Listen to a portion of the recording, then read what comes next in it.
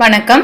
YoYo TV சேனல்ல இன்னைக்கு என்ன பார்க்க போறோம் அப்படின்னா, ஒரு கப் அரிசி மாவை யூஸ் பண்ணி ஒரு சூப்பரான ஒரு ஸ்வீட் ரெசிபி தான் செய்ய போறோம். வாயில வச்ச உடனே கரையக்கூடிய ஒரு ஸ்வீட் ரெசிபி தான். வாங்க எப்படி செய்யலாம்னு பார்க்கலாம். ஃபர்ஸ்ட் ஸ்டெப் என்ன அப்படின்னா, ஒரு பேன் வச்சுக்கோங்க. ஆனா அடுப்பு ஆன் பண்ணக்கூடாது. ஓகே, இப்போ ஒரு கப் அரிசி மாவு ஆட் பண்ணிக்கோங்க. இது இந்த ஒரு கப் அரிசி மாவு வந்து அளவு என்ன அப்படின்னு பார்த்தோம் அப்படின்னா 100 கிராம் இருக்கும். ஓகே, நெக்ஸ்ட் அதே அளவு 100 கிராம் சுகர் ஆட் பண்ணிக்கோங்க. இதற்கு வந்து 150 கிராம் பால் ஆட் பண்ணிக்கோங்க.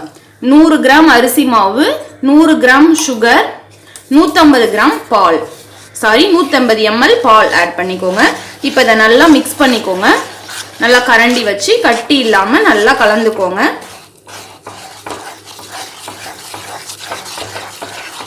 லைட்டா மஞ்சத்தூள் ஆட் பண்ணிக்கோங்க கலருக்காக. இப்போ இதை நல்லா மிக்ஸ் பண்ணிக்கலாம். இப்போ இது போல கட்டிகள் இல்லாம நல்லா கலந்து விட்டுட்டு இப்போ இந்த டைம்ல வந்து ஸ்டவ் ஆன் பண்ணிக்கலாம். காய்ச்சிய பால் ஆட் பண்ணிக்கோங்க. காய்ச்சாத பால் வேண்டாம். வறுத்த அரிசி மாவா இருந்தாலும் பரவாயில்ல, வறுக்காத அரிசி மாவா இருந்தாலும் பரவாயில்ல. இப்போ இதை நல்லா மிக்ஸ் பண்ணிக்கிட்டே இருக்கணும். ஏன்னா அரிசி மாவு வந்து அடிப்பிடிக்கும் அப்படிங்கிறதுனால. நீங்க வந்து அந்த மஞ்சத்தூள் ஆட் பண்ணாம கூட சேர்க்கலாம், இல்ல வேற ஏதாவது ஃபுட் கலர் கூட நீங்க ஆட் பண்ணிக்கலாம். அதனால எந்த தப்பும் இல்லை.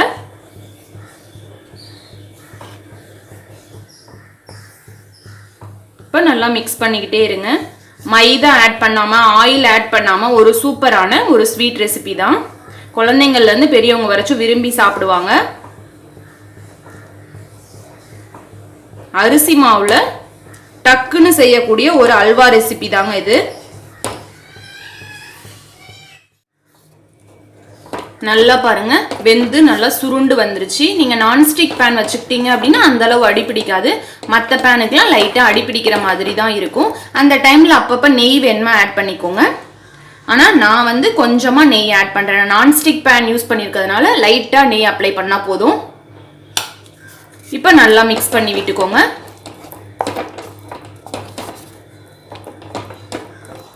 காய்ச்சிய பால் தான் ஆட் பண்ணியிருக்கோம். அதனால அரிசி மாவு மட்டும் லைட்டா வெந்தா போதும். நம்மளோட அல்வா வந்து ரெடி ஆயிரும். இப்ப பாருங்க, நம்மளோட அரிசி மாவு அல்வா எப்படி சூப்பரா திரண்டு வந்துருச்சு.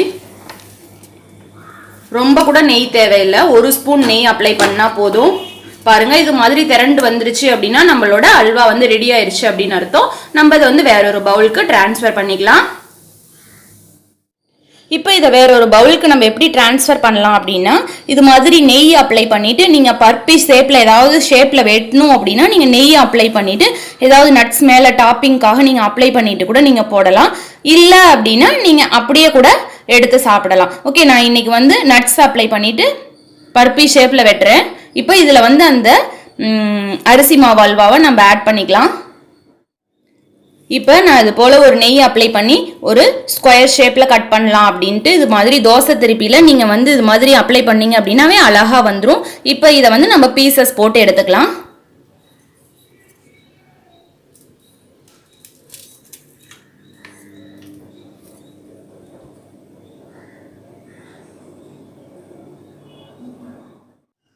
இப்போ நான் எல்லாம் ஷேப் போட்டு கட் பண்ணி எடுத்துட்டேன். பாருங்க, ஒரே ஒரு கட்லட் ஷேப் மட்டும் பண்ணியிருக்கேன். நீங்க விரும்புகிற ஷேப்ல எந்த ஷேப்ல வேணுமாலும் நீங்க செஞ்சுக்கலாம். அப்படியே நம்ம ஸ்பூனால பரிமாறுறதா இருந்தா கூட பரிமாறலாம். நம்மளுடைய விருப்பம் தான், நம்மளுக்கு தகுந்த மாதிரி தான். ஓகே, இப்போ வந்து நம்ம 100 கிராம் அரிசி மாவுக்கு 150 கிராம் பால், 100 கிராம் அரிசி மாவு, 150 கிராம் பால், 100 கிராம் சுகருக்கு இந்த 6 பீசஸ் தான் வரும். நம்மளுக்கு ஏற்ற மாதிரி நீங்க அளவு வந்து கூடுதலா குறைச்சி ஆட் பண்ணிக்கலாம். ஓகே ஃப்ரெண்ட்ஸ், நம்ம அரிசி மாவை யூஸ் பண்ணி சூப்பரான அரிசி மாவு அல்வா ரெடி பண்ணியாச்சு. நீங்களும் இதே போல ட்ரை பண்ணி பார்த்துட்டு எப்படி இருக்குன்னு சொல்லுங்க. இந்த வீடியோ பிடிச்சிருந்தா ஒரு லைக் பண்ணிக்கோங்க. நம்ம சேனலுக்கு புதுசா பாத்தீங்க அப்படின்னா சப்ஸ்கிரைப் பண்ணிக்கோங்க. இந்த வீடியோ பிடிச்சிருந்தா ஒரு லைக் பண்ணிக்கோங்க. தேங்க்யூ.